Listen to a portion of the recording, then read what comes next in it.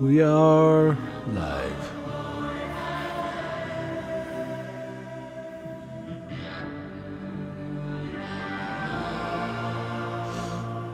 I'm ready to swap over whenever you are. Give me 1 second. I'm trying to get the link so I can post it to Twitter. But it's not saying we're broadcasting.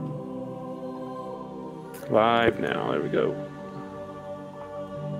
I can hear myself talk. I will mute that.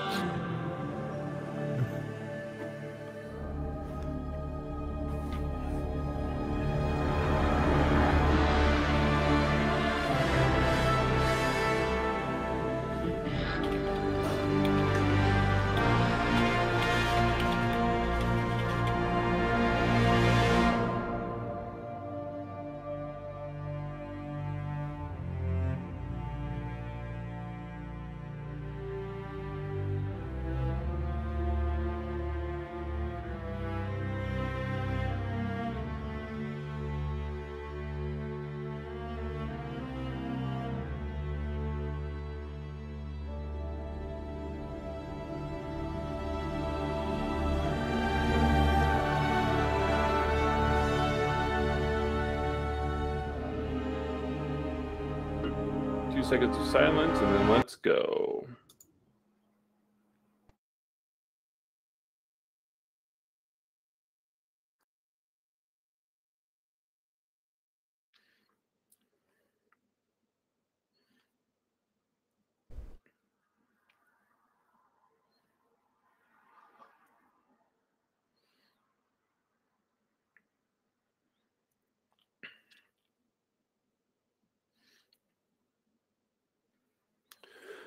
Welcome, freelancers, to a very special episode of the Freelancer Codex podcast. I am your host, Steve, along with two of my co-hosts, Devon and JD. Mike could not be with us today because his allergies are destroying him, so he did not want to come on and just feel like death.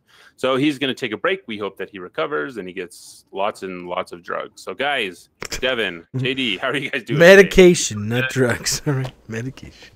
I'm doing good. Right, what did I say? You said drugs. What are we talking about here? Well, depends on who you're talking to. And I say it's a very special episode because it is episode 79, and we've been doing this for a really long time, and we have a ton to talk about. We have patches. We have leaked images of armor that's going to be coming out. We have Matt Damon chests to talk about. What? We have, Matt Damon chests, Elysium capsules. Oh, yeah.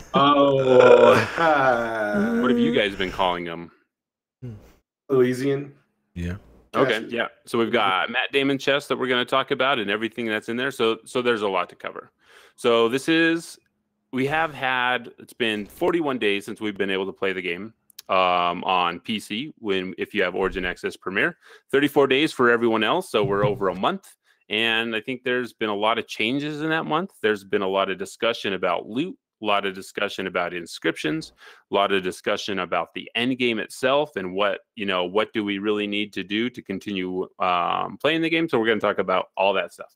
We're going to take a bunch of questions from YouTube. We're streaming on YouTube today because for some reason we couldn't get Mixer up and running, and I couldn't get it running for some reason. The sound did not want to work, so instead of fighting with that, we decided we'll just go over to YouTube and we'll stream there, and we'll talk there. And if you hear a bunch of voices coming from my end of the microphone, it's because there's a new dog here, and he doesn't understand personal space and how to not chew on cords. So I could either lock him in a room and you'll hear him barking, or I can let him walk around until he figures out that, hey, I just got to not eat these cords and I'll be okay. So first things first, I kind of wanted to ask you guys, what have you been doing in the last week in Anthem? Have you seen any changes with all, the loot with the recent patch that came out? We'll start with you, JD, since notoriously you've had like no legendaries at all. And so have you seen a difference with the newest patch? So full disclosure, I haven't actually played that much since the last podcast. I think the last week after we finished recording the podcast, I hopped in my car and I drove to LA for a couple of days to see my friends.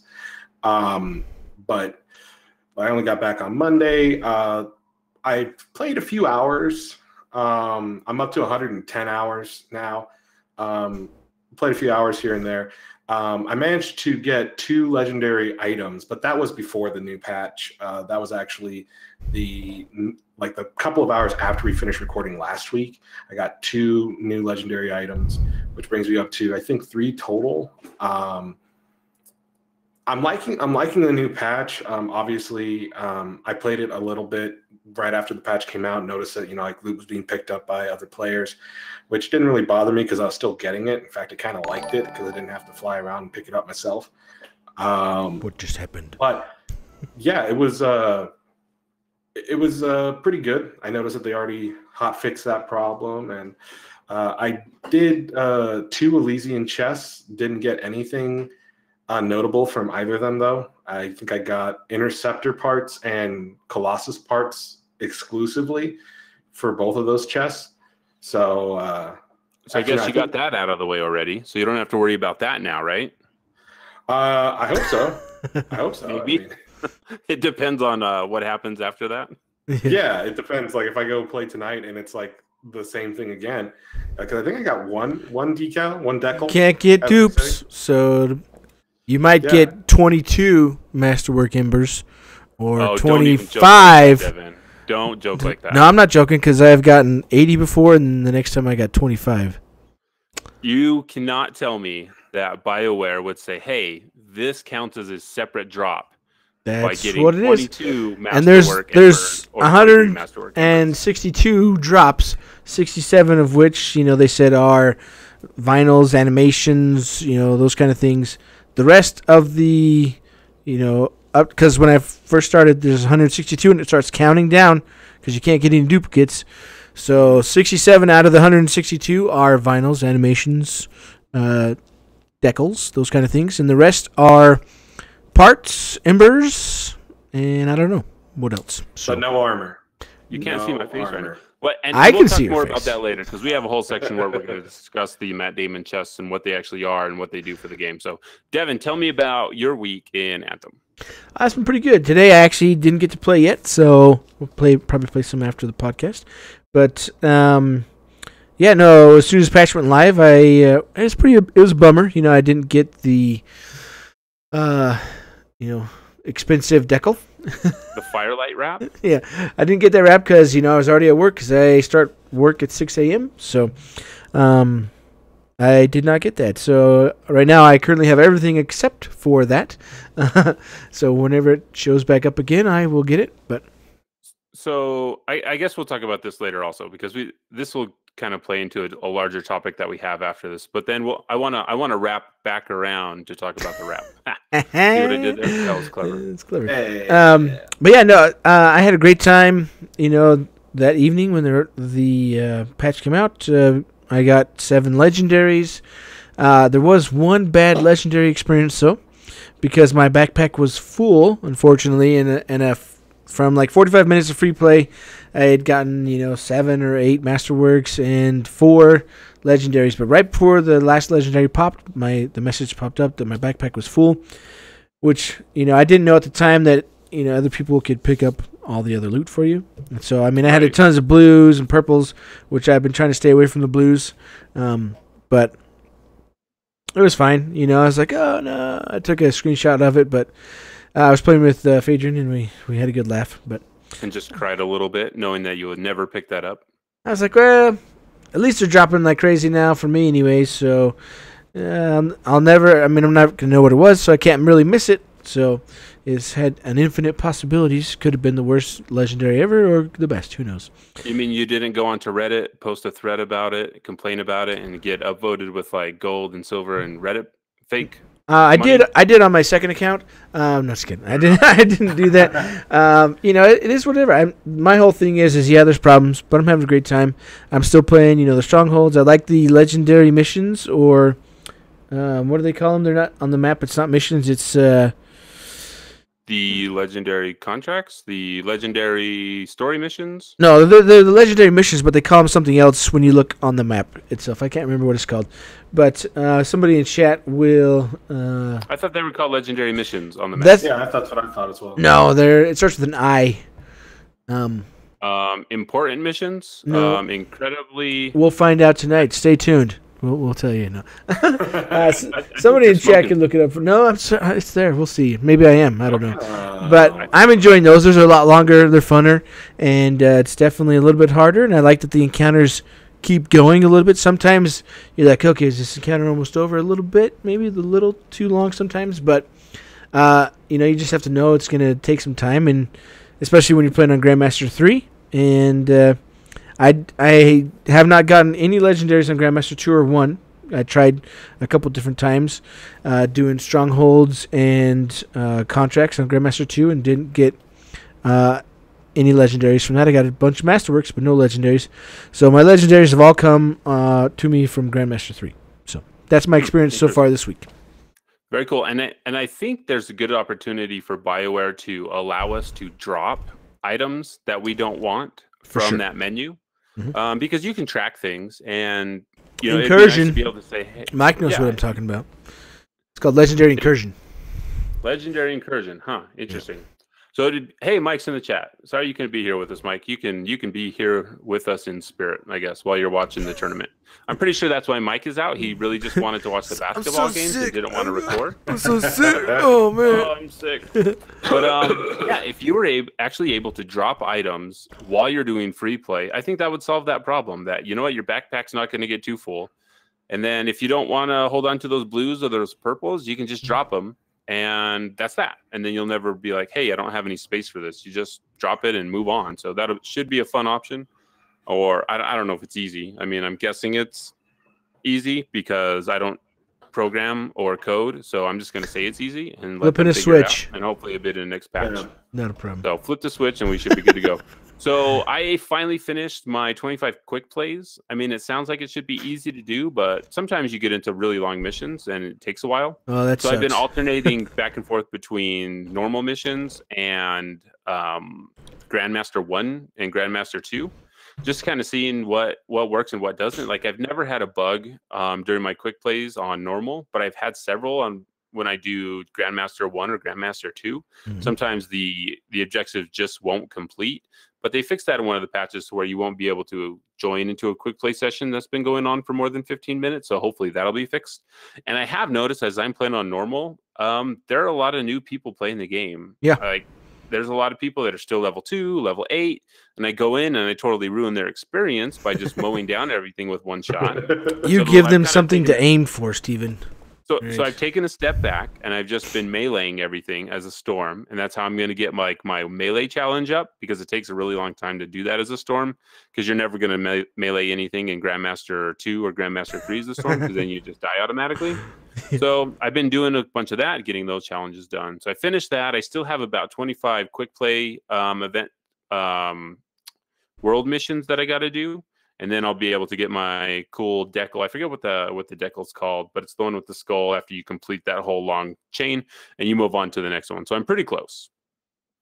So while I was doing that, I was like, I've been playing as the Storm for a really long time. I kind of want to mix things up, try something different. Just because if you play that long as the Storm, or you're just like, oh, I'm going to try something new, and that'll kind of give me a refresher and make the game a little bit more fun and entertaining as I, keep going into the long grind of getting better gear.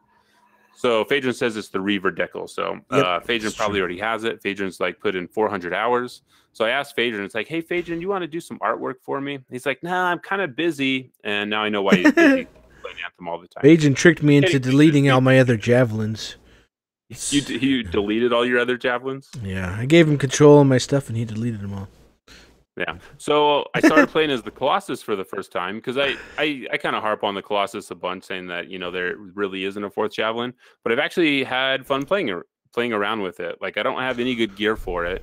So I've just equipped a lot of the legendaries, some of the universal inscriptions that I had with it, went into Grandmaster 1 and just started messing around. And, it's fun jumping into a javelin that you haven't tried before, because it plays very differently from the Storm.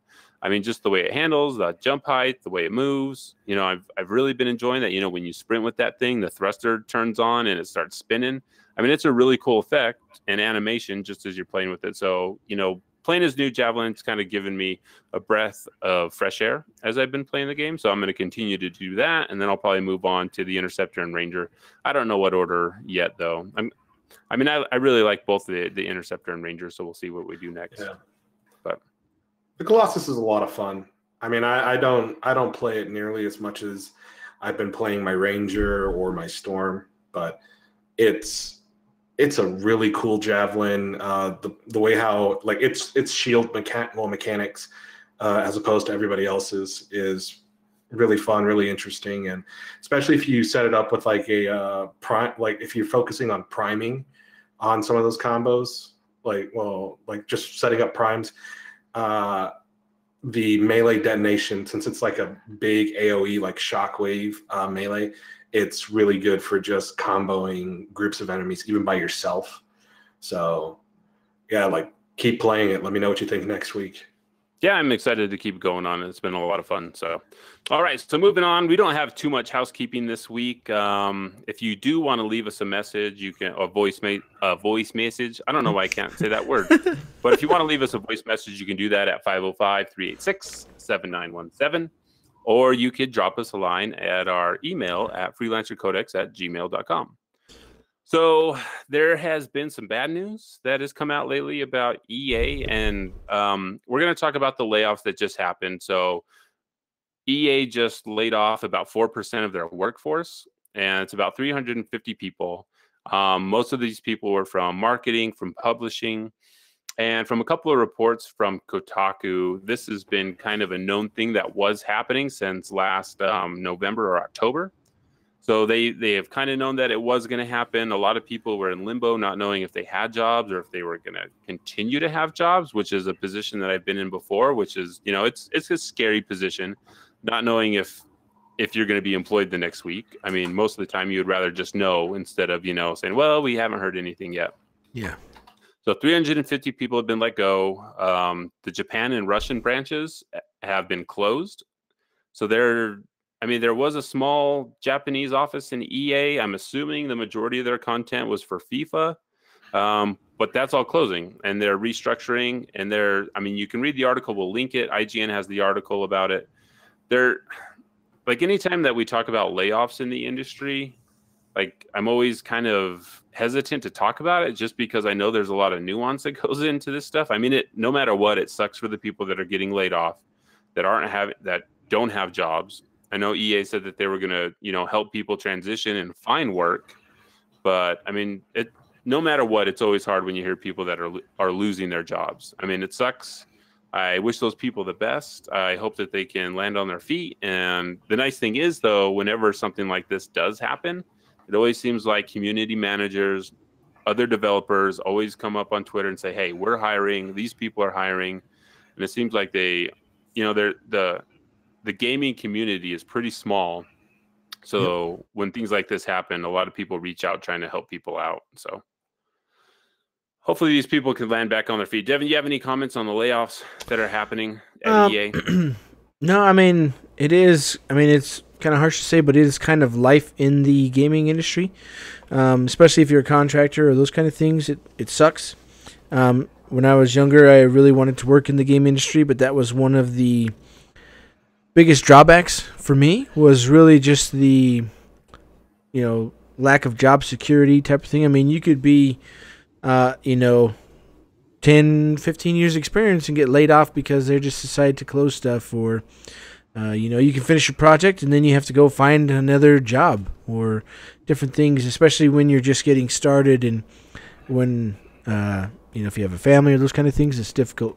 So, just because of I know several developers and just their experiences they've shared with me, and the difficulties they have faced.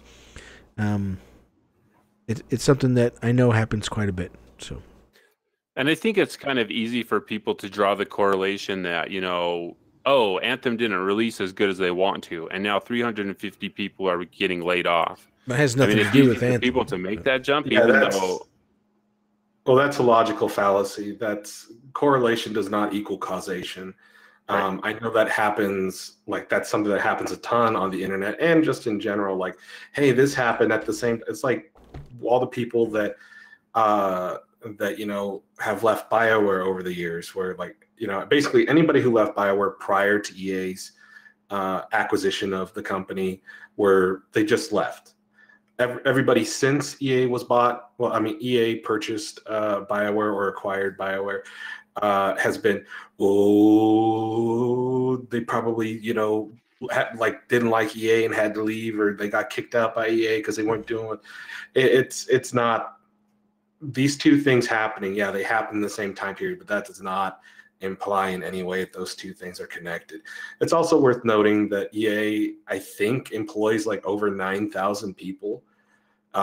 So yeah, 350, like I don't mean to sound like callous or anything like that, but like it's 350 out of 9,000. It's not as big as what we saw with Activision about a month ago, laying off 8,000. I forget. I don't know off the top of my head how many employees. I think they laid off 800 people. 800, and they have. Well, they laid off 800 people, but I don't know like how many people they employed. I know that EA has I think 9,300 as of 2018. So yeah, I mean it's going to happen when projects end, and if you have redundancy and there's too much overhead, people, even in the industry I work in, if there's too much overhead at your office or whatever else, they're either going to cut costs by getting rid of people or some other way. I mean, they can't keep carrying people if there's no projects for them to be working on, or if they're not needed. I will say, even though these things are not likely connected, I will say that there were some mistakes regarding the marketing of Anthem, and we talked about it when it was going on. Like their lack of addressing the whole monetization thing, because their store ended up not being that bad at all. Like it was not predatory or bad in the slightest, but because they held off on keeping that in the because they held off on like releasing that information until basically the game was out, I feel that left a bad taste in a lot of people's mouths, because they were like they were holding back, and I feel like they probably would have had higher day one sales if they had just bit the bullet and like announced some of those numbers beforehand. It's like we didn't need a weird short film by Neil Blomkamp, no matter how good it was. Like I don't know how much money they spent on that, but it wasn't really like I needed it in my life. Okay, I was going to say I don't mind having it. I thought it was yeah, I know. I don't mind having it, but like from a marketing perspective, like did it really get people interested in the game? Kind of. I was more so interested in like seeing. It's hard to really measure that though, right? I mean, it's hard to measure which part of your marketing, unless it has a huge success. It's really hard to measure how much of which part did anything. Yeah. So I'm just saying that there were some mistakes made with the Anthem marketing. So I can see why people might draw those connections, but again, correlation is not causation, people. Mm-hmm. It's true. What was the it was called Conviction? Is that what it was called? Induction, Anthem. What was the name of the short? Anthem. I think it was Anthem Conviction, wasn't it? Or... That was like it was Conviction a while ago. So if you go over to Oat Studios, this can tell us how many times it was viewed, right? Mm-hmm. So it was viewed 3.4 million times, almost 3.5 million times. So I mean that's quite a bit. Yeah, that's definitely more than any other videos. Any percentage of that, if like let's say like what 1% of people who watched that bought the game, that's like what, like 3,400 or something like that. That's math, and this is no time for math, JD. It is 9:41 at night. No time for math. No time for math. So we hope all those developers, they land on their feet, they find positions that that they'll enjoy. So our hearts are out to those 350 people that don't have jobs right now. So moving on to something that is a little bit more happy to talk about, we got patch notes and a patch for 1.04. And I kind of want to go over the things that we thought were, well, I put a list of the things that I'm really excited for. I mean, this patch list is huge. It talks about components. It talks about inscriptions. It talks about weapons. It talks about gear pieces. It talks about all kinds of stuff. There's too much for us to cover. We could just read the whole thing, but that's super boring. You guys can do that, but we'll put the link to the patch notes in the show. So a couple of things that I want to go over. So chests now have a chance to drop additional items and crafting material in strongholds, free play, and missions. I think this is tuned up way too high, personally. It seems like there's just, a metric crap ton of materials coming out of chests. And I never thought that there weren't enough materials to pick up in the game. I don't know if you guys have ever felt that way. Nope. And I think that's probably because the crafting system isn't at a place where it needs to be, to where picking up materials matters that much. Yeah, I mean the only thing I'm crafting is consumable, right? So there's zero reason for me to craft any weapon, because unless it's a legendary, I'm not going to use it. So that's just how it is. I mean, that's just where I'm at. There's no reason for me. And when I was working on Masterwork, I crafted maybe 3 or 4 things. And that was it. It is kind of disappointing when you go through this like big old section of a stronghold or a world event, and basically everything in the chest is materials. Aside from like maybe like the very last item, which is then a purple or a masterwork.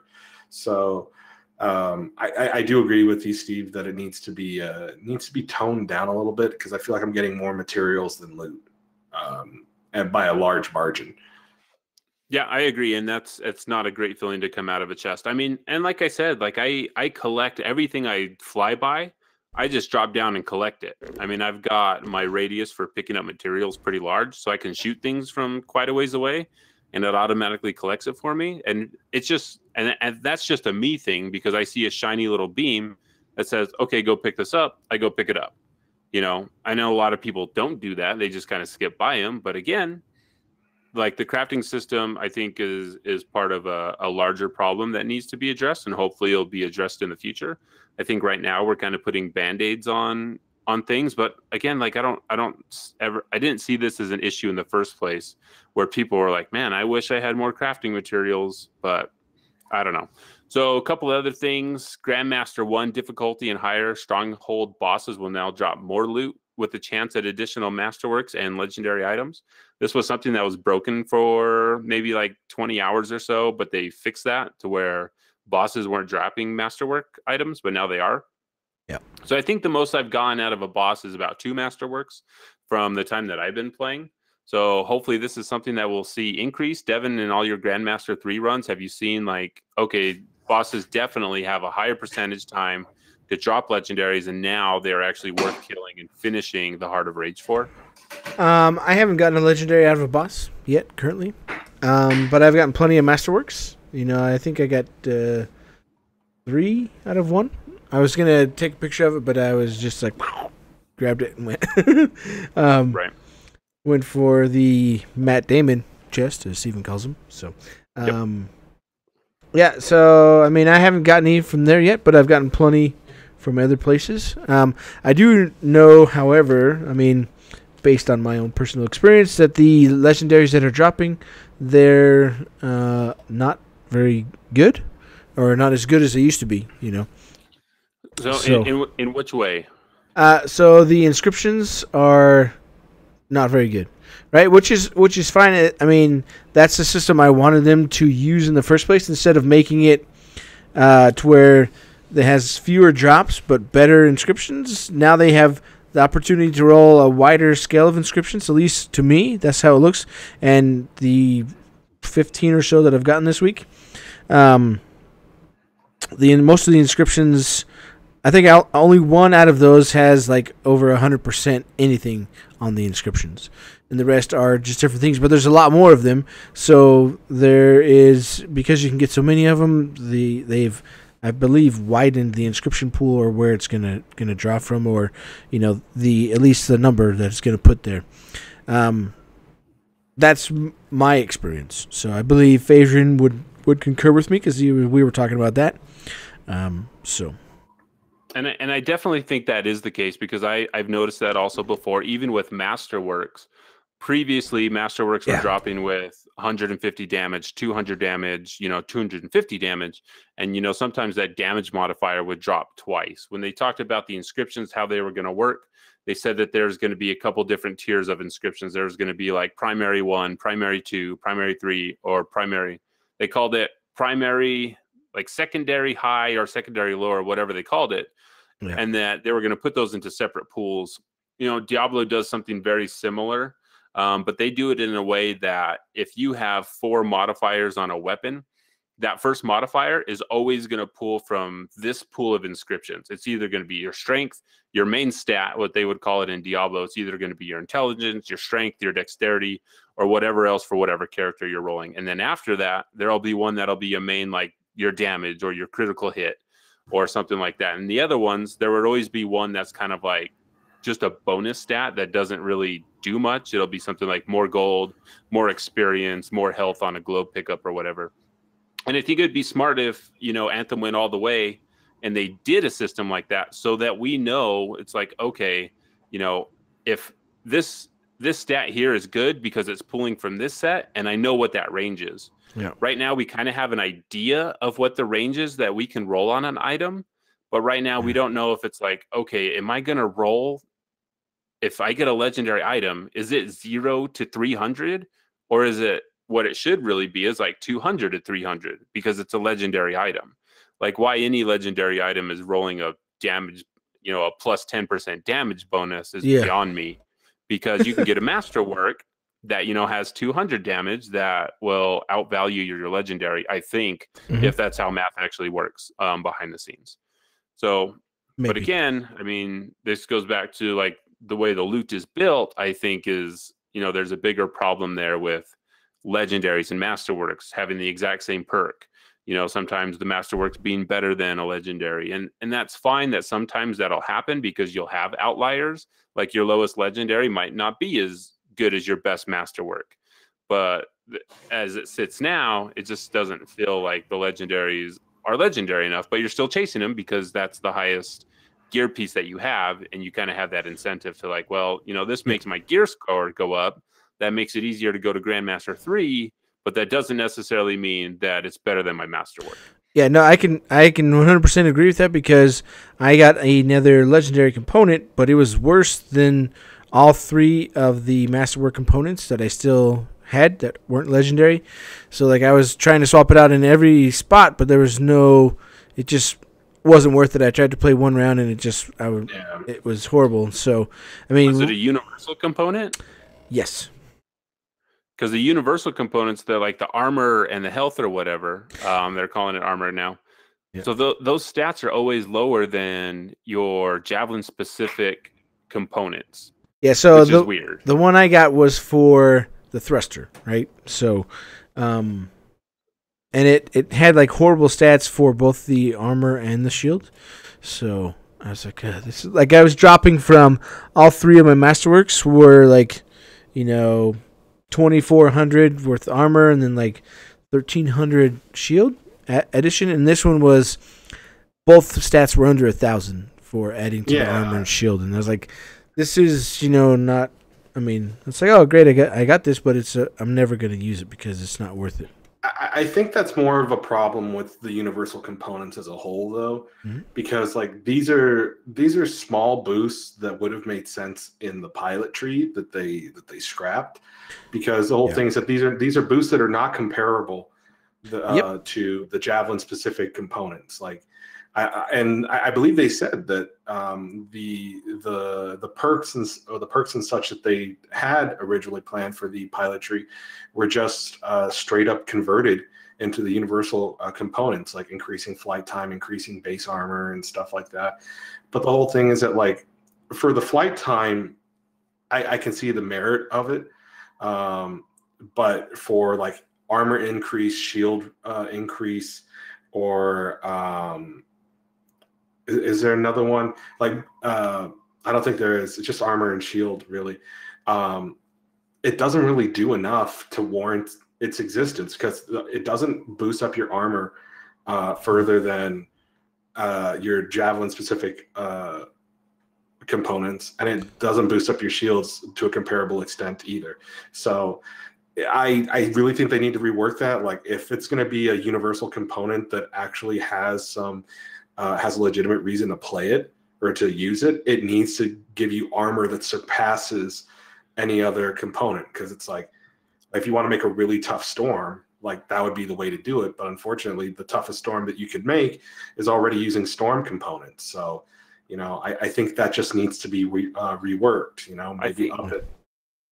I do think though that the universal components are like, they all have really high like damage output stats. Like, I use one right now that even though it drops my armor and my shield significantly, it increases my light machine gun damage. And for every 10 consecutive shots, it'll freeze the enemy that I'm shooting at. So going up against an Ursix or single target enemies that I go up against, like, that universal component is better for me than having armor and shields, just because it really plays to the play style that I have right now.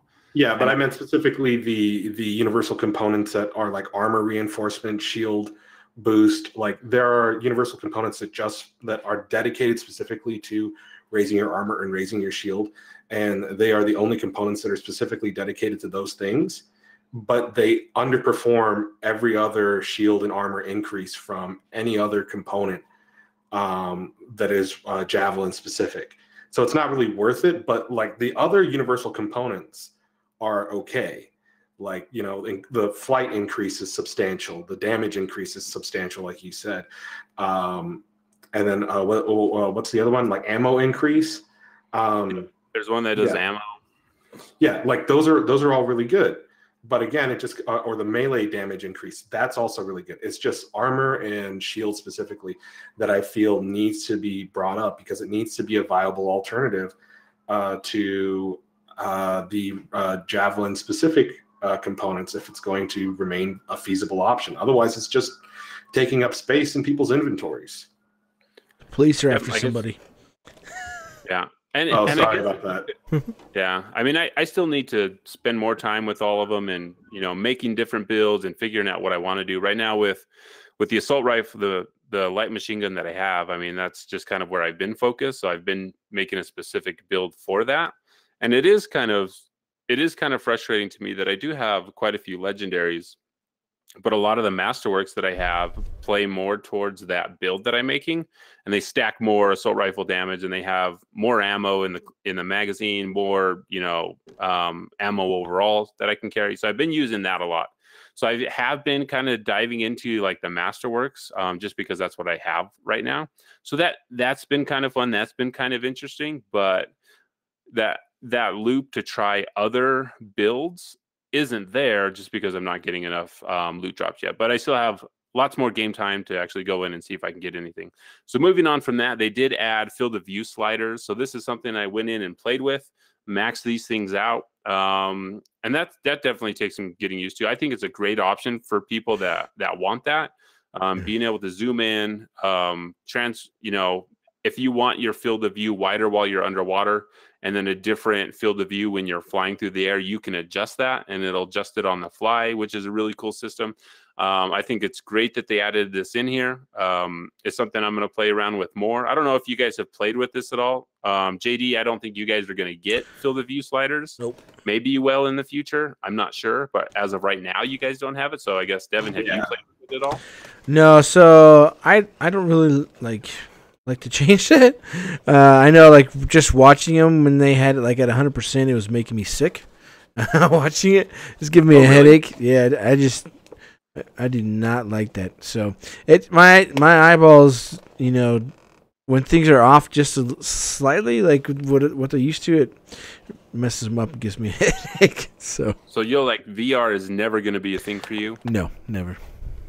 I'm sad for you. So because until they get a lot better, because it's just not worth the headache. It's like going to a 3D movie. It's like, I don't want to go to this because it's just going to give me a headache, and I'm not going to enjoy the movie because it's just going to hurt my eyes the whole time. But sometimes the only 6 o'clock showing is a 3D showing, and you can't leave your kids with a babysitter for like 8 hours, right? You got to go to the 6 o'clock showing. Well, it's like when we used to play 3DS, right? And I could not do that 3D because it would hurt my eyes like nobody's business. So. And then Nintendo figured it out and just took it out of the 3DS altogether. They're like, oh yeah, this was dumb. Yeah. So I'm glad everyone is out the field of view stuff. It's a great feature. All right, moving on. Cool. There are a couple things that they have fixed. They fixed the issue with the armor segments when you would get like 1 billion different armor segments, and that was displayed incorrectly in the heads-up display. So that part of it has been fixed, but not the health part, though, right? Not the health part, right? So they're still figuring out what's going on there. They said that there was a bug fix that by adjusting things in the beginning of the game, that would change a bunch. They fixed a lot of bugs. I mean, there's so much stuff in there that you can go through and you can read that they fixed. So they're still working on that part of the bug. All right. One of the things that Mike made sure that I said that this is an awesome change, and he's super excited for this. They corrected several inscriptions where magazine size was referred to as a clip, and they've been fixed to say it's a magazine now or a mag. He hates that. Hey. Mike does hate that. That's like one of those pet peeves that he's like, you don't call it a clip because it's not a clip. So they fixed that. Mike was really excited about that. That's all he really wanted to say. So, and then they sped up the speed of which you can junk an item in the vault. I don't go to the vault to junk items. I usually just do it from the end mission screen. So I don't know if that's the same speed. I'll have to go test that. So when I got some loot during this update, I feel like the salvage like bar that like you press and hold, I feel like it goes a little bit faster now. It could just be like me imagining it, but it does feel like it's faster even on the end screens. So I'd have to I guess somebody would have to test it out really, but it feels faster to me. So we'll go do some science. All right, and then one of the things that we've been talking about from the beginning of the game when we actually got a hold of this. I think we first saw it during the alpha test. The way the inscriptions were written, they used to be written, it would say like supply plus 10% drop rate. They've now changed that to where the number is actually in front of the inscription, so it reads better. So it'll actually say plus 10% supply drop rate. So they fixed that. I'm super excited about that. It's a really little thing, but it just, when you're going through all these inscriptions, it just makes it easier to read. Hopefully in the future, when we get a stat page that they've talked about, it's just going to make all this stuff easier. It's one of those things that, I don't know exactly why it was written this way in the beginning and why someone was like, yeah, just put the number in the middle. I don't know. I'm not a developer. I just, ask for things to be done. So they fixed that. It's a great change. To me, it tells me that they're actually listening to all the feedback that they're getting. They're not just, fixing the things that they think need to be done. They're actually looking at everyone's feedback from all the communities and changing this stuff. So good job, BioWare. Super excited for this one. And then they talked about increasing, we talked about this last time. They said they were going to increase thruster, max stamina for thrusters by 20%. And they were going to reduce the base overheat of all javelins by 20%. I think maybe there was a negative sign put in front of this when it went live, because it sure seems like it was worse. We're overheating a lot faster than normal. Can you guys confirm that, or am I insane? Yeah, no, it definitely felt like it went the wrong direction. Like I was overheating much faster. But I also don't know if that was because it took account of some other kind of inscriptions somewhere else that I wasn't using, or that's a hard thing because your stuff changes, and right now there's so much behind the scenes that we have no idea about that. It's like, yeah, they can say these things, but then we're like, well, this feels like it's this way, but we don't really know because we don't have any, unless we're timing everything and recording it and going super into detail about the stuff. Week also. Yeah, and so that made it go further, but so I don't know. My Ranger was flying longer, I felt. I felt like I was able to more easily make it to areas with water to either skim or douse my jets in. I didn't feel like I was as pressed for time when I was flying between those areas. So it felt longer to me. Again, it's hard to tell exactly if I'm correct or not without doing some science. But yeah, it felt better to me, at least. And this got to be tough for them too, right? You know, because Yeah. BioWare's like, no, we really increased this, but everybody's like, did you? I don't know. And that it is also kind of hard because as you go through and you read a lot of the comments and the feedback, it does. I'm just projecting. So I won't even say it. Never mind. I'll keep that to myself, and then people can message me later, I guess. But so moving on, they also added a new audio effect for when Masterworks and Legendaries drops. Also something that we asked for directly, and they put it in there. So hey, I mean, awesome. if you guys I love it. Legitimate criticism, concerns, post it somewhere. They're gonna find it. They're gonna read it. Tweet it Jesse, tweet it AJ, put it on a Reddit somewhere. Constructive. Put it on someone's Discord. Go to the EA Answers forums and put it there. They're reading everything and they're listening. Some of the issues we brought up were probably pretty easy to change. Some of them are probably going to take a lot more time, like the loot system. I mean, they've received pretty good feedback from, Travis Day, who worked on Diablo 3 and fixed their loot system. So, I mean, they're listening. And at least I take solace in that, knowing that they're not just, that they haven't been super communicative for the last while. Like, I understand why. It's got to be pretty hard to try and talk about these things and then just have people that, I mean, right now the draw for a lot of people for Anthem is to just watch from the sidelines and commentate on it, right? I mean, a lot of people are saying they're not playing anymore. They're sure taking the time to comment, though, which is fine. That's armchair devs, right? There's a lot of people that are just chasing the trend. We saw the same thing with No Man's Sky. We saw the same thing with Fallout 76, where and it just comes down to simple psychology. There's two things that people love to see. They love to see the little guy, raise up and claim victory, but they also like to see the victorious ones get taken down. And unfortunately, we're seeing that trend right now. I think I mentioned just before stream, a YouTuber that I've been watching for years.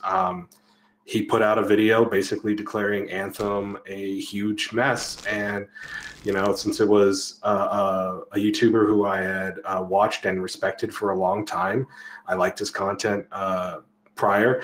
I watched the entire thing. I didn't just want to blindly hate a video because it's I knew this guy's stuff pretty well, and unfortunately it was just totally shameless.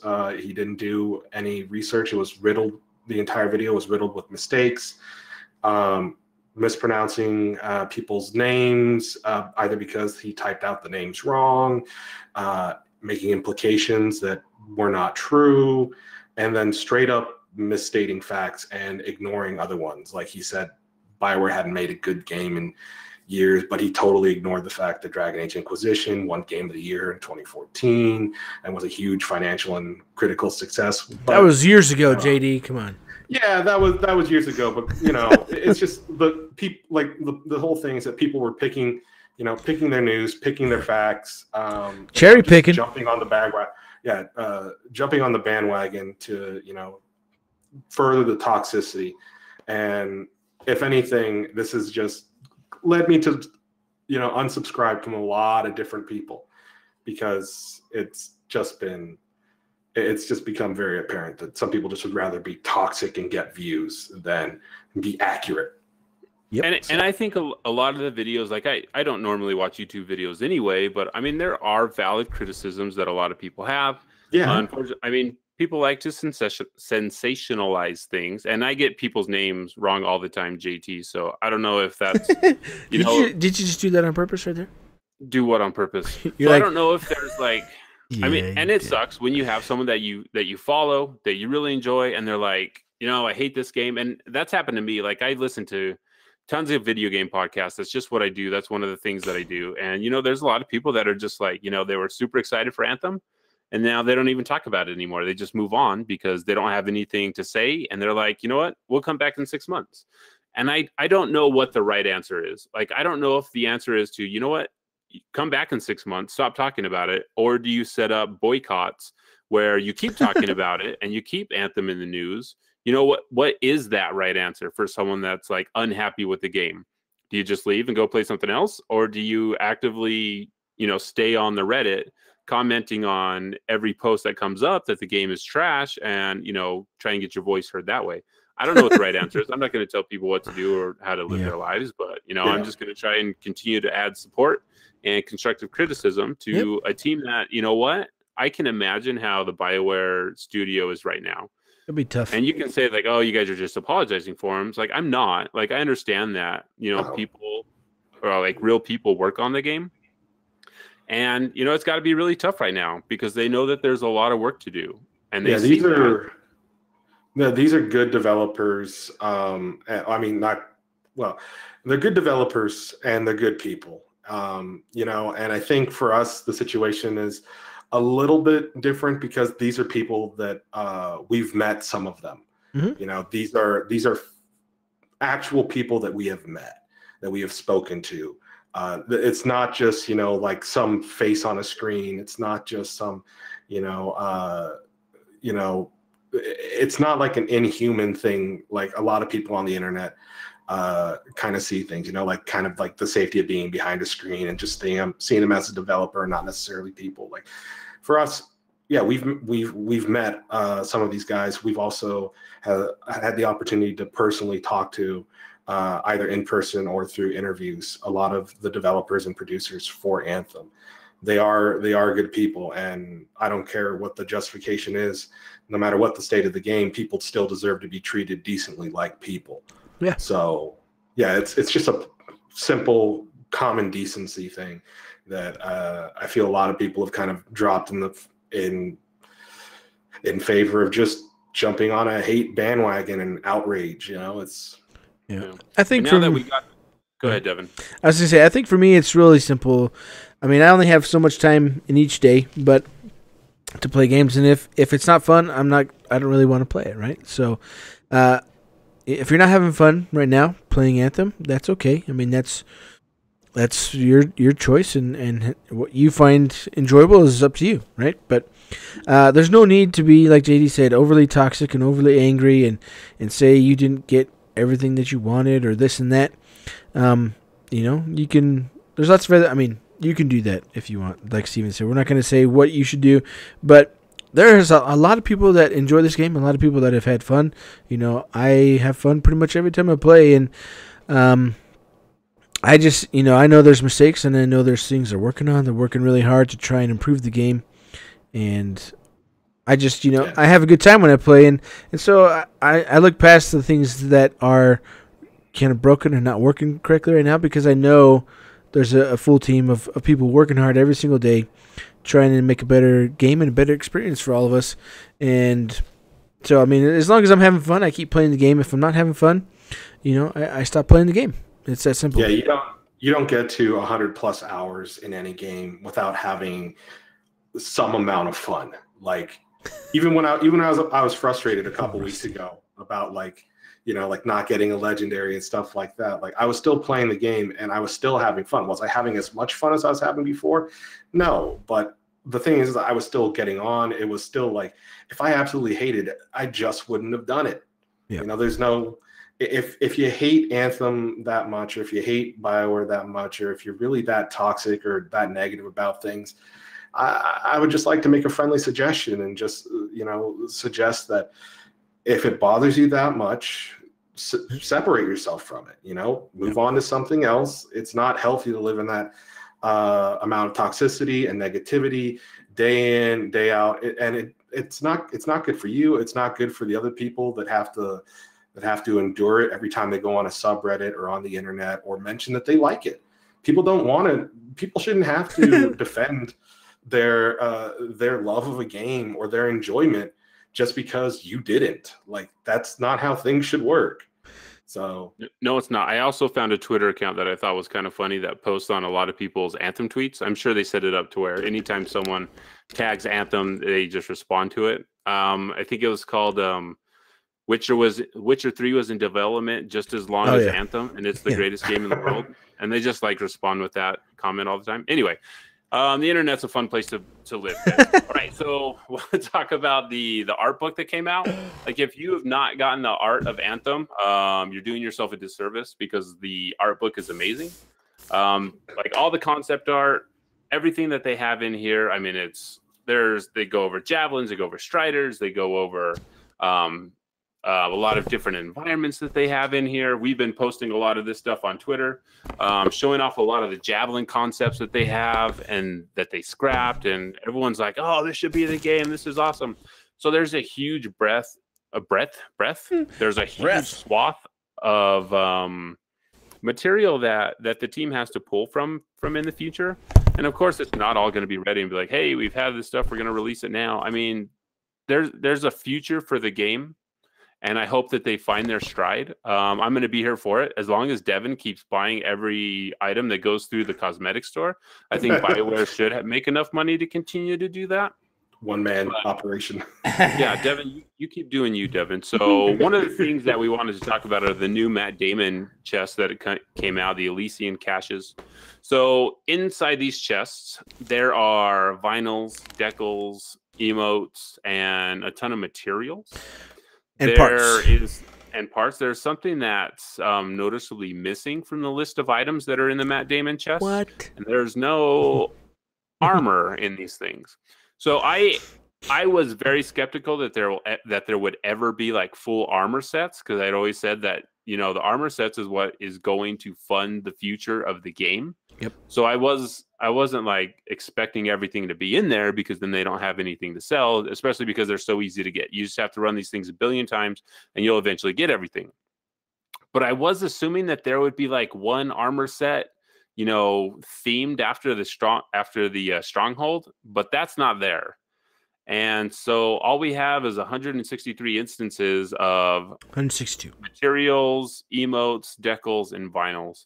And one of the things that we've been seeing online, and, you know, to a certain point I agree with, is that the vinyls and the decals aren't really the things that we're chasing. I know a lot of people say that they suck, that they're terrible, and it's low effort. Like, I mean, real people actually worked on these things, so I'm not going to say that. I mean, there's people on the team that are like, it's still man, customization. My decals, right? Everyone hates this artwork that I did. No one cares. All they want is armor, and that's got to suck.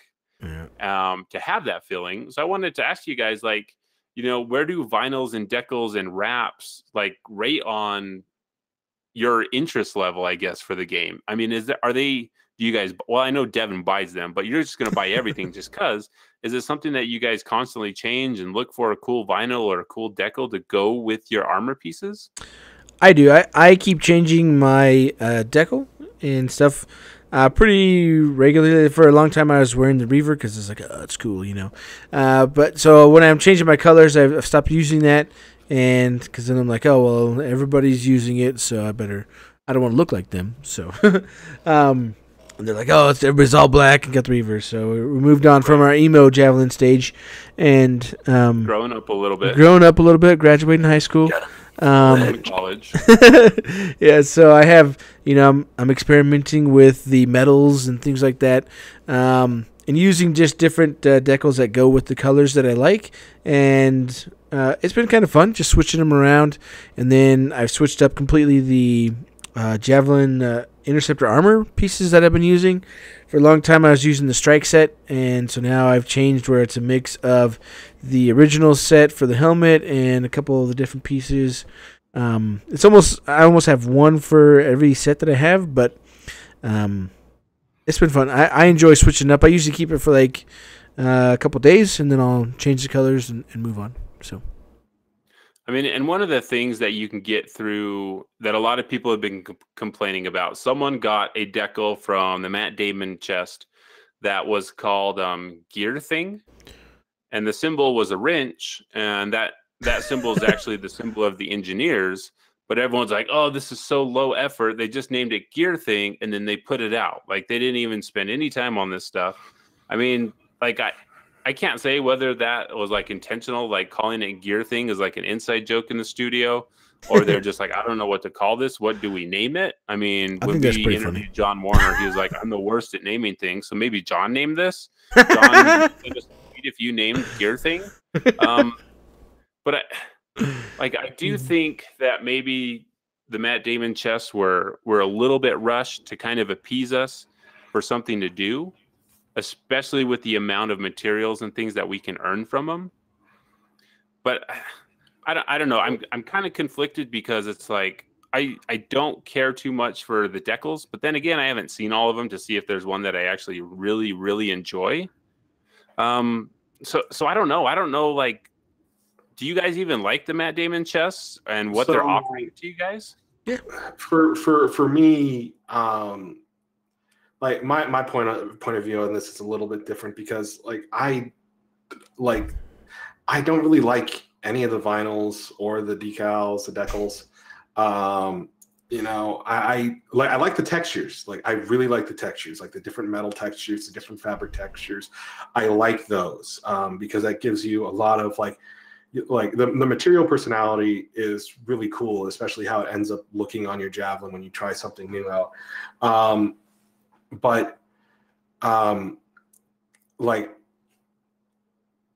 I knew basically from the customization stream that I wasn't going to be using vinyls or decals all that often because you can't customize them. You can't even control like where they're positioned on your javelin. And the whole thing is that there are some vinyls that look really good on certain javelins. Like there was that one from the demo for the Colossus that looked really cool, like the dino skull or whatever, like the jaws on that one Juggernaut helmet looked really good. That was cool. You don't have that one, Jenny? I don't have that one. No, but for me, the Elysian chest, the Matt Damon chest, they don't really hold a lot of value for me because like I was holding out for armor because the armor, like, you can fully customize, you can fully color, it gives your javelin a truly unique look. But it's not that the vinyls are unappealing, it's just the fact that like I don't have any control over them. And while it is possible to make some really good looking javelins out of out of these vinyls and like maybe color coordinating it to those vinyls. I've seen some really cool ones from that, like There Be Giants vinyl, or that one like orange hatch mark vinyl that was in the store the first week or two. I've seen some really cool ones, but the whole thing is that instead of me making the javelin that I want, the customization combination that I want to have on my javelin, I have to play it to the vinyl. And that, if you're somebody like me who tries to stick to a certain color scheme, across games or across, anything in general, you can't really do that with some of these vinyls. Like, you can't have this like rose red javelin and then this like super bright blue vinyl that just covers like 50% of your javelin. It just doesn't work. Sure does. I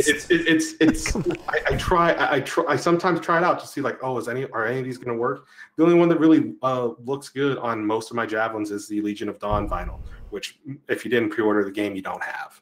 So yeah, and I think it's kind of interesting because each vinyl, each decal, you can't just say, hey, it's going to go here on every piece of armor, because the armor is so different that it just doesn't work like that. So I mean, I don't know if it'd be better to just have like, hey, you know what? If you're wearing Banshee armor, these are the decals for the Banshee armor because this is what look good. I don't know if that's a position and scale feature like they have in a lot of like card customization games for vinyls, I feel like could help with some of that. Like sometimes I really like the color and the look and the like visual of the vinyl, but I just didn't like the way how it was placed on the javelin. It's kind of like how the N7 vinyl looks really good on the Ranger and really good on the Colossus, but on the Storm and on the Interceptor, it looks aggressively not good in terms of like, the stripe like takes up the entire arm as opposed to like it just being like a thin stripe. It's like a red and white arm at that point. Like thinking about this, and I was thinking a lot about Overwatch and loot boxes, because in Overwatch, anytime you would get like a spray or like a player icon or like a voice line, those things always seem like filler to me. Like, I mean, it's cool that you got something, but no one was ever super excited when you got, a voice line or when you got a spray. But when you open a loot box in Overwatch, you get 5 different items. You know, it might be better that, you know what, if there's only one chest, and if you have a key, you can open it. If you don't have a key, you don't get anything from it. But when you open that chest, you know what? If you get 4 things out of it, maybe it feels better that you're like, okay, I got these 4 things. I got these 3 decals, and I got this, you know, animation now. Instead of having to run that thing multiple times, and if someone else doesn't have a key, then you're only getting maybe one thing, and you're like, okay, I got an arrival animation. Yeah. Maybe it would be better if you're like, nope, 1 key will get you 4 things. If you don't have a key, sorry, do your daily tomorrow and then come back. And I think, again, it would also help if they said something about the current situation on armor, because, you know, I did some research in the last week. You know, I went back and I watched old videos. I didn't count all the options in the customization stream because I didn't want to go that far, and I didn't want to have to watch, you know, an hour and a half worth of video, you know, frame by frame, and then like, nope, pause, count it all out. Just in like the This Is Anthem series from just like the month leading up to the release, I think it's like part 1 and part 2, specifically part 2, and even some of the photos that we've seen from, you know, devs showing off like the javelins they made. There's at least 7 different armor sets that were shown in the marketing materials that just they're not available for purchase yet. And I think if like an explanation or answer as to why that is would be nice. Like even just a little thing of like, well, we showed these, but they're not ready for release yet. You know, like we're still, you know, changing some things, or we're still like doing something internal, like an answer like that. Because right now it does really feel like like just shamelessly holding back content. So you don't have to like, so there's something that can come out. It's like most people, like most javelins only have like what, 3 potential armor sets right now. Let's see. If you got the Legion of Dawn edition, well, I'm guessing tomorrow the Colossus and the Interceptor are actually going to get their Iskari armor. That is my guess. I'm hoping. So if you have that, I think everyone has access to 1, 2, 3, 4, 5 sets. Yeah. Well, I mean, if you have the Legion, not everybody has Legion of Dawn. Yeah, though. you have the Legion of Dawn. Because you have the default, you have the one you can buy with the coins, and then you have the one that you could buy from the store. So, like, for example, the Ranger, they had Ranger, and then they had that one with the weird hood and like bug visor, and you have the Sentinel armor, and then you have Legion of Dawn, and now you have the Iskari armor as well. So it's 5 with the Iskari and Legion of Dawn, depending on where you are. But like, there's 7 sets of armor. I think there's like 3 different sets of armor that they showed specifically for the Ranger alone, which means if they're producing them at the same rate, it's somewhat logical to assume that there's at least 3 more for the other ones. But that would be a huge assumption, and I'm saying that it's an assumption right now. Well, we also have data mined information that there are more armor sets in the game right now. Yeah, that hopefully are going to be released soon as well.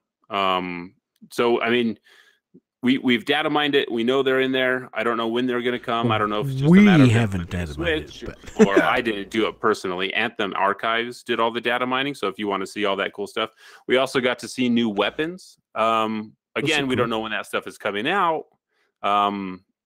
But they are in the game, and I guess maybe that hurts a little bit more knowing that they are in the game, and we just don't have being held back.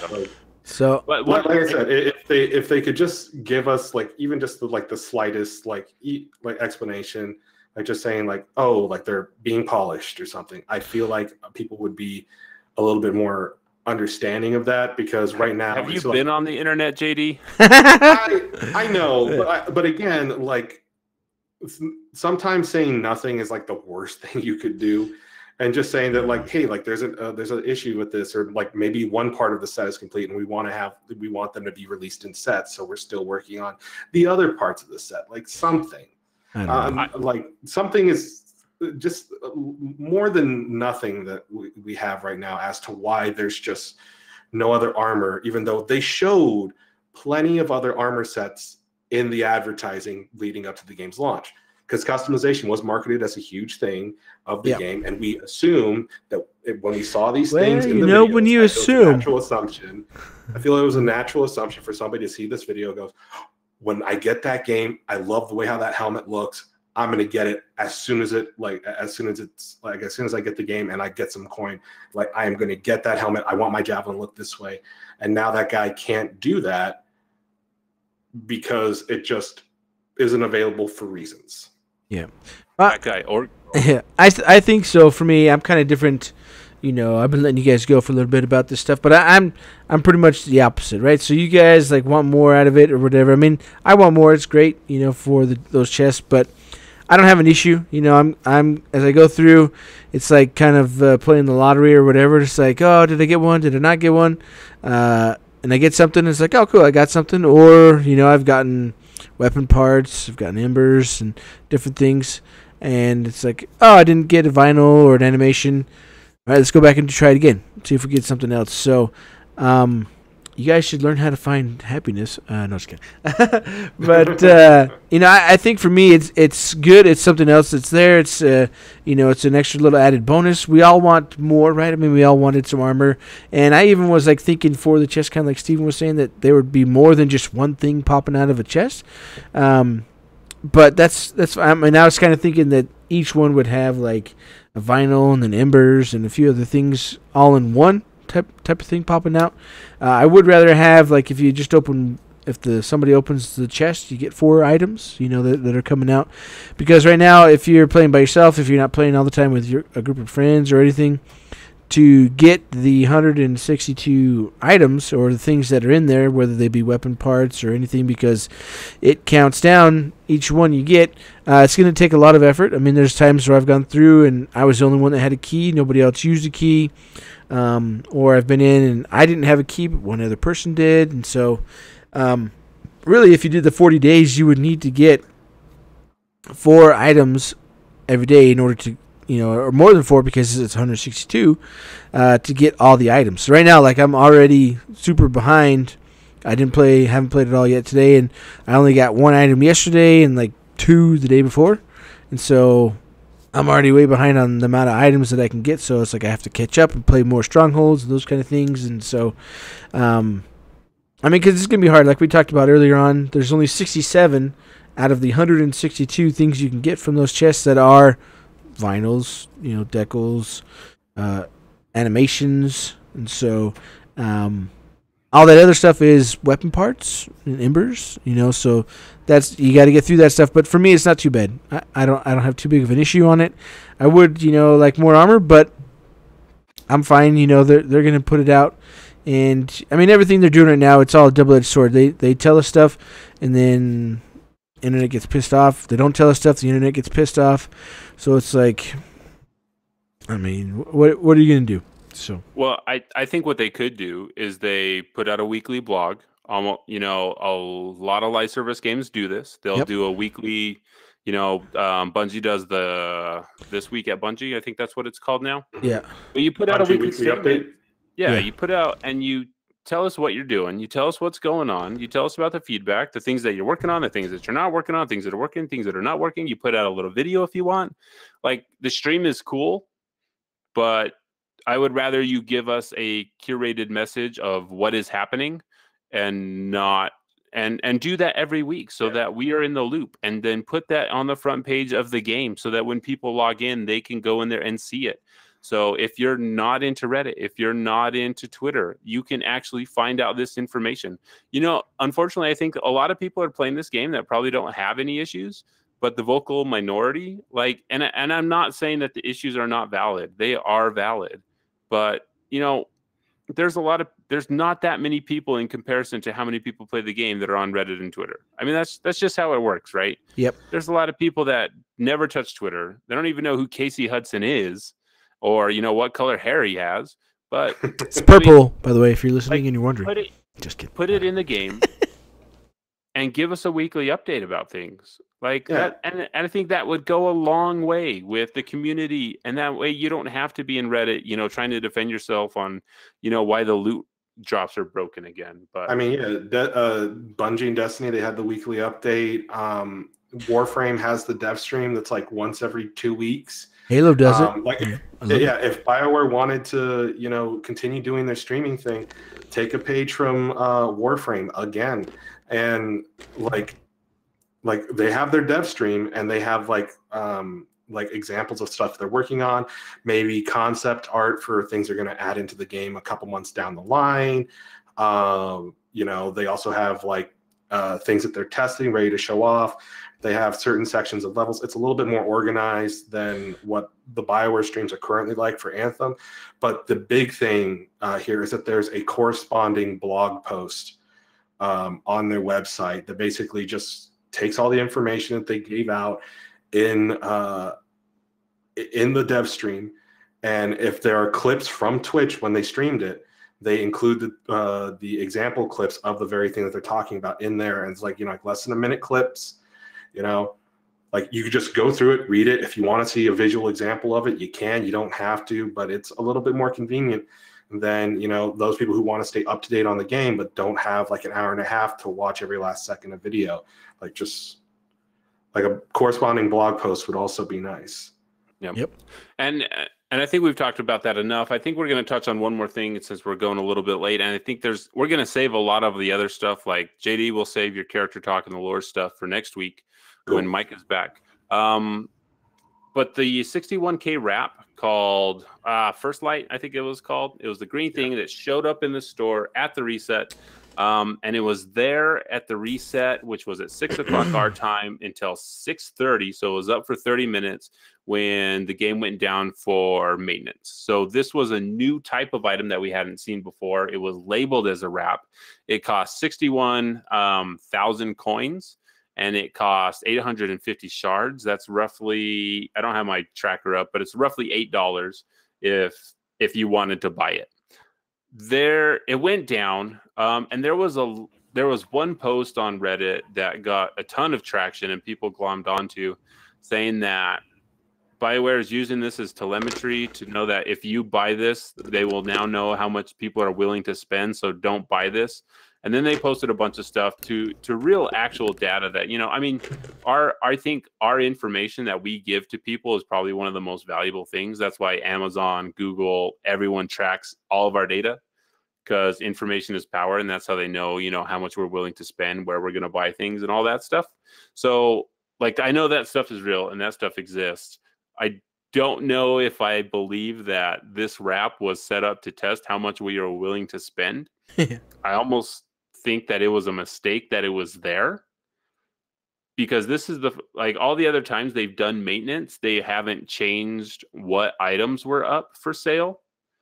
And this just seemed like a weird change to make. Yeah. Like at first there was the wrap was up for sale, and then it came back after the maintenance and it was another emote. So I'm not going to glom onto the conspiracy theory that, they're tracking all of our data. And then a bunch of other people were like, you know what? Don't just buy that wrap. How about we just don't buy anything? Do what I do and don't buy anything, and don't give them our money until we do this, which is fine if you take that stance. But do you guys think that this was set up to see how much we were willing to spend on things? Because it's if possible. Spoiler alert, Devon screwed us all over because he's going to buy everything no matter what. I didn't even get to buy it. I'm upset that I didn't get to buy it. No, so who knows? It could have been. It could not have been.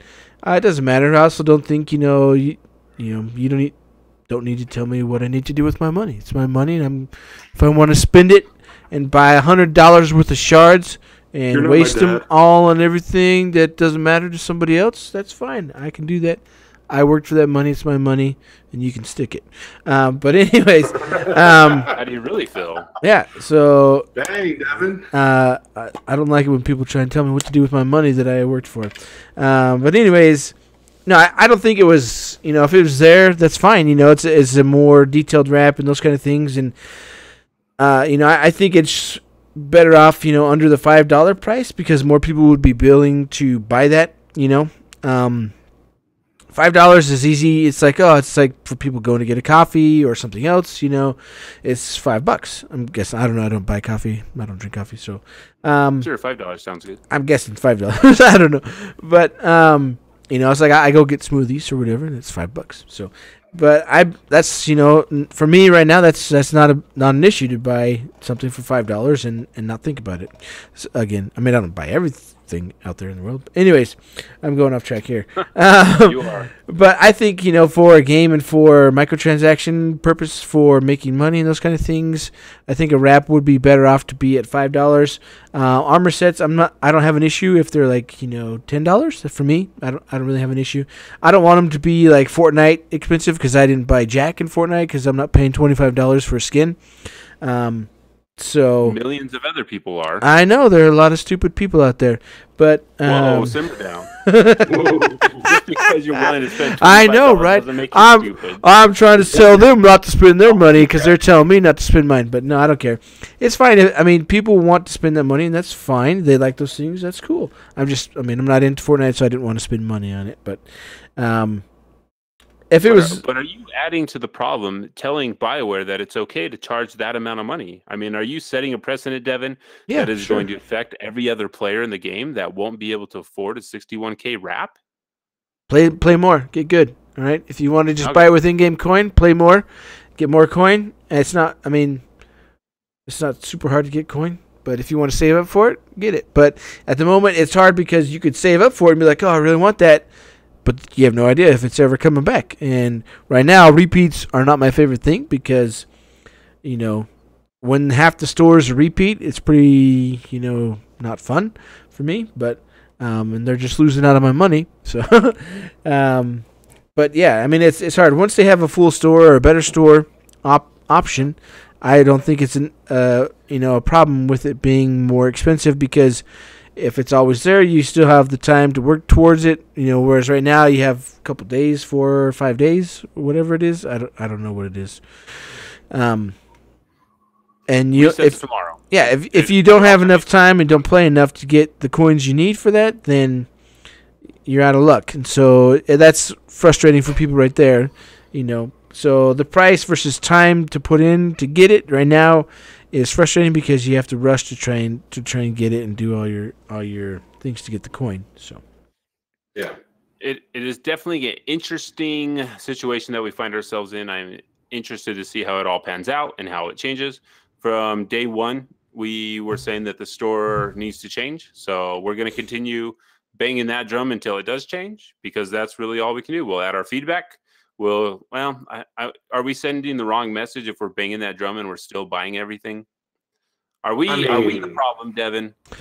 I send my message that I support your game and I will continue to support it because I have a lot of fun and I've gotten over 200 hours of enjoyment out of $75 or whatever I spent on the Legion of. I did buy that.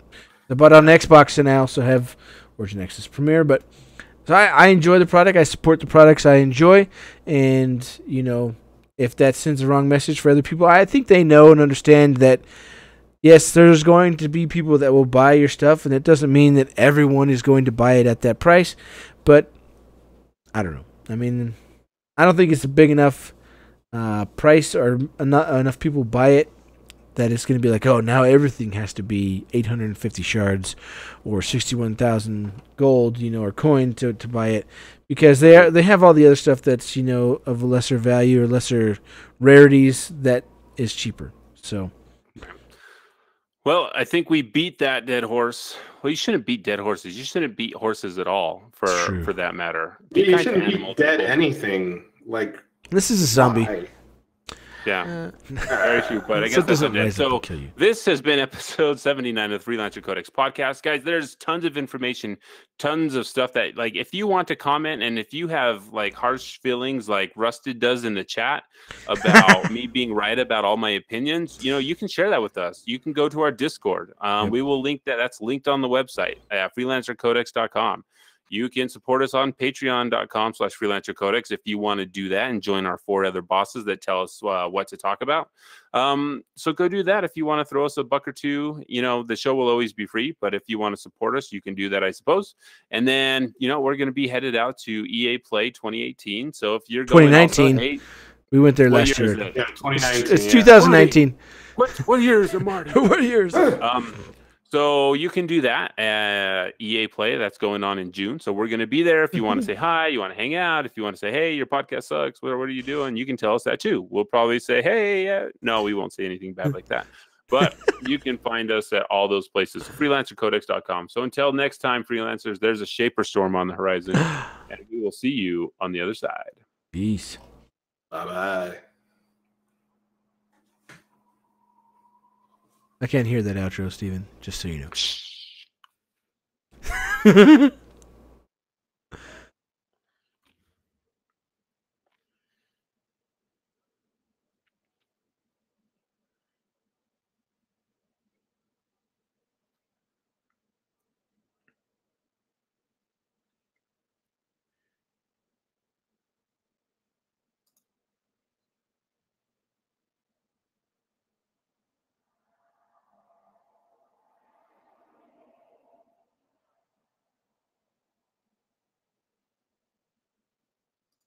All right.